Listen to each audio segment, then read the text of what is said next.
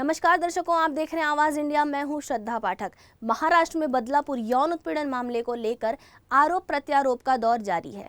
सत्ता पर काबिज महायुति गठबंधन की सहयोगी बीजेपी ने विपक्षी महाविकास आघाड़ी गठबंधन की नेता सुप्रिया सुले पर निशाना साधा है।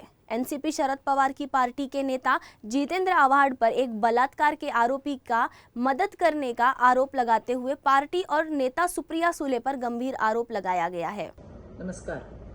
बारामतीच्या मोठ्याताई, तुमच्या नेतृत्वाखाली शरद पवार गटाने महिलांच्या सुरक्षेसाठी मोठमोठ्या बाता मारल्या, पण आज राज्यातील महिलांसमोर एक महत्त्वाचा प्रश्न उभा ठाकलाय। तुमचे नेते ठाण्याचे हाडहाड यांच्यावर एका बलात्कार प्रकरणात आरोपीला वाचवण्यासाठी दबाव टाकल्याचा आरोप आहे। या संदर्भामध्ये एक ऑडिओ क्लिप देखील समोर आली आहे आणि ज्यात हे स्पष्टपणे ऐकायला येतंय की आव्हाड आरोपीला मदत करत होते। तुमच्याकडून महाराष्ट्रातील जनता आता उत्तराची अपेक्षा करते। या प्रकरणात पीडित महिलेची बाजू घेण्यासाठी तुम्ही पुढे येणार आहात का? आजपर्यंत महिलांच्या सुरक्षेसाठी लढण्याचा दावा करणाऱ्या आणि महिलांच्या सुरक्षेसाठी आपली सुरक्षा परत करण्याची घोषणा करणाऱ्या बारामतीच्या मोठ्या सुप्रियाताई आता आपल्या नेत्याचा, जो एका बलात्काराच्या आरोपीला वाचवायचा प्रयत्न करतोय, त्याचं सुरक्षा कवच काढून घेणार आहात का?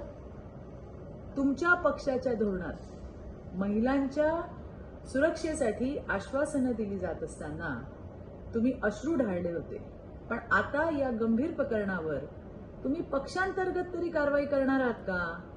किंवा हे प्रकरण 2.5 वर्षापूर्वीचं आहे म्हणून तुम्ही त्यावरती पांघरून घालणार आहात?